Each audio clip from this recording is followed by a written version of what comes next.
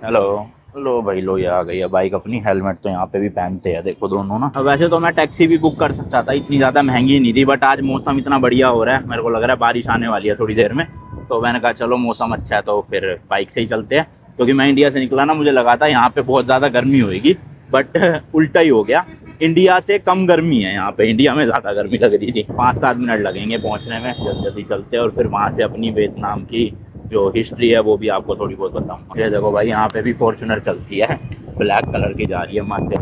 और ऑलमोस्ट पहुँचने वाले हैं बस। 18,000 लगे टोटल, 20,000 का नोट पड़ा था, मैंने वही दे दिया।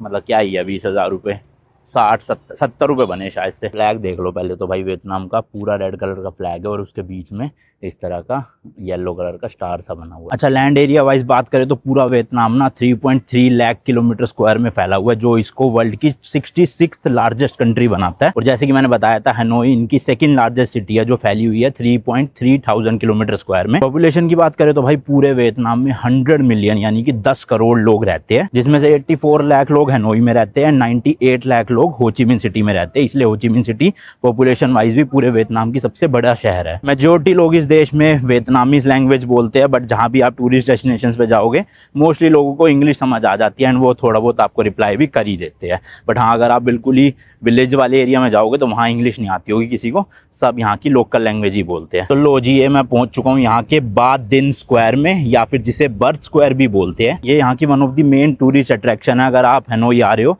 तो यहाँ ज़रूर विजिट करोगे।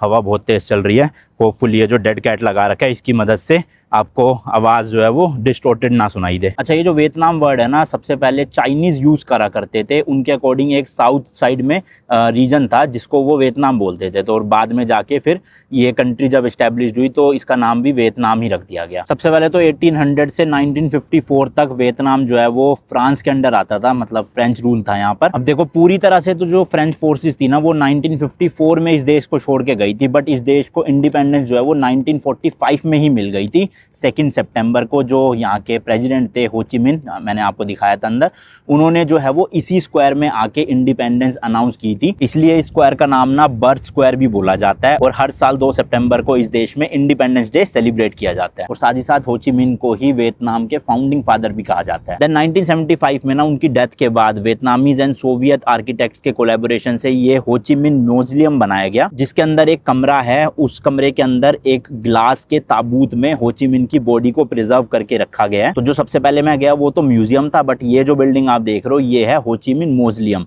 इसी के अंदर जो है वो होचिमिन की बॉडी आज भी प्लेस्ड है और उनकी बॉडी को आज भी 4 सोल्जर्स जो है वो ऐसे गार्ड करते हैं। अंदर जाना मेरे को लगता नहीं अलाउड है, गेट बंद है। और यहाँ भी देख सकते हो आप 2 गार्ड खड़े हुए हैं और कोई टिकट विकेट का भी सीन है नहीं, बस आप ये स्क्वायर में आओ और बाहर से इस बिल्डिंग को देख सकते हो। अच्छा, 1954 में इनको पूरी तरह से ना फ्रेंच से तो आज़ादी मिल चुकी थी, बट 54 से लेके 74 तक यहाँ पर जो है वो कंट्री के अंदर ही एक वॉर शुरू हो गया।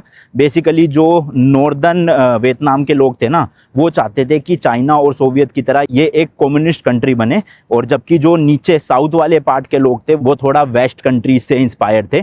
इसलिए भाई इतने साल यहाँ पे युद्ध चलता रहा और इस युद्ध के दौरान अमेरिका भी बीच में कूद पड़ा था और उन्होंने अपने 5 लाख सोल्जर्स जो है वो वियतनाम में डिप्लॉय करे थे।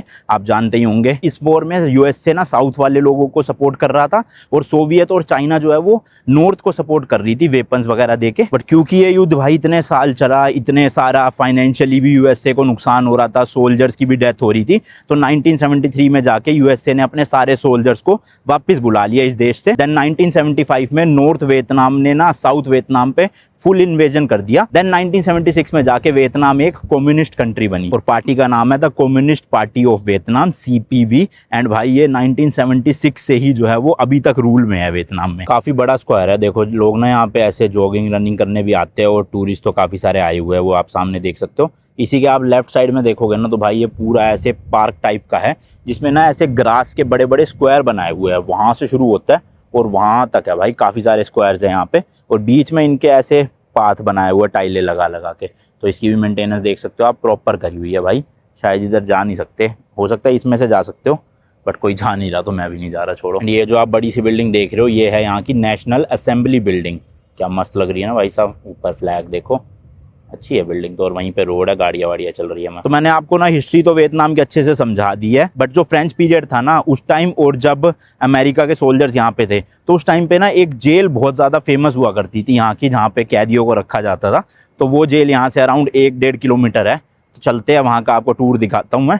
वैसे तो वो पूरा जेल जब था ना, उसको बाद में तोड़ के वहाँ पे बिल्डिंग्स बना दी गई थी, बट उसका एक छोटा सा हिस्सा अभी भी प्रिजर्व करके रखा हुआ है। काइंड ऑफ म्यूजियम ही है वो, बट अंदर काफ़ी सारी चीज़ें हैं उसमें जो मतलब काफ़ी इंटरेस्टिंग टाइप की है।